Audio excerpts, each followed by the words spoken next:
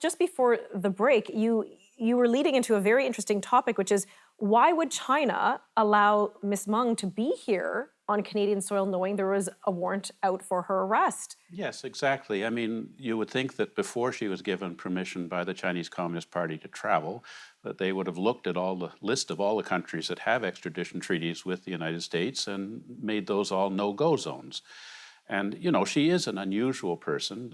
When she was arrested at the Vancouver airport, she was found to be in possession of 7 passports, and we're aware of an 8th passport, a special purposes passport. So, you know, this is no ordinary traveler. Right. I think the assumption was that the Chinese assumed that because of the close relationship between the Trudeau government and the People's Republic of China, that we would never dare to detain a senior member of the Chinese, what one might call red nobility, someone who's connected to the highest levels of power. Right. And then when we did, the Chinese government was sort of thrown by this and pressured our government to try and respond. And Mr. Trudeau didn't respond. And I think to get the attention of Canada, China decided to, pick up Michael Kovrig and Michael's favor off the streets of Beijing and Dandong, respectively. Dandong being a border town with North Korea, Mr. Spaver being someone that did a lot of business in North Korea. Mm-hmm. To try and pressure the Canadian government to release Ms. Meng forthwith, disrespecting the fact that, in our country, the extradition request would be reviewed by the BC Superior Court, and the idea that the Prime Minister would telephone Associate Justice Right. Heather Holmes of the BC Superior Court and order her to rule that Ms. Meng is not eligible for extradition is, it would be outrageous in our Things system. in Canada don't work the same way they do in China. So Yes. maybe this was a shocking moment or a shocking revelation for China to learn this, but we do have rule of law here.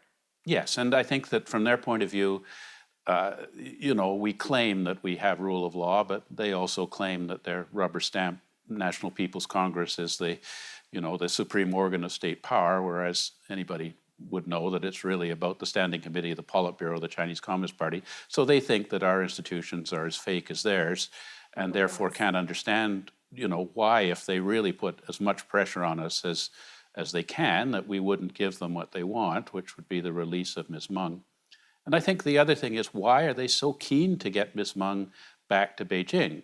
And I think this relates to the nature of her company, Huawei, mm-hmm.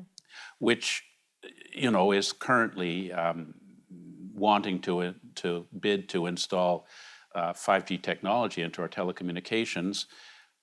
All of our allies have determined, all of our Five Eyes partners have determined that Huawei 5G presents an unacceptable risk to Yes. Canadian security because that technology could be enabled to provide the Chinese Communist authorities with access to critical databases, which they do a lot of, mm-hmm.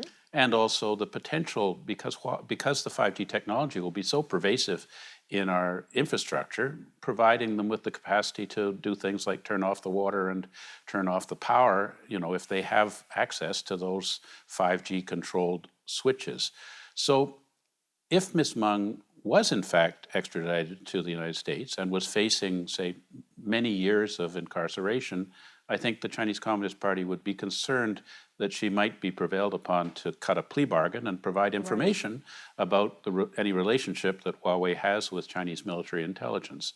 So, it became a very, very sensitive issue, and in fact, the dominant issue in Canada-China relations. Everything else stopped because, the ambassador here in Canada was directed by the senior level communist authorities to put everything into getting Ms. Meng out of jail and back into China.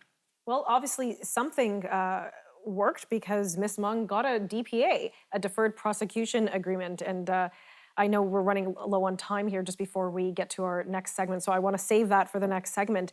But to me, it seems so most infantile. Yes, we arrested one of, their important persons, Ms. Meng, but then, so I'm going to see your one arrest of Ms. Meng and I'm going to take you up to Michael's. It just seems like this is really the state of international politics here between China and other nations. We have 20 seconds. It's a big question. I think the answer to that is unfortunately yes. And they also engaged in economic coercion by applying, spurious non-tariff barriers to our canola seeds and meat, barring them from the Chinese market on absolutely no basis except economic coercion against Canada.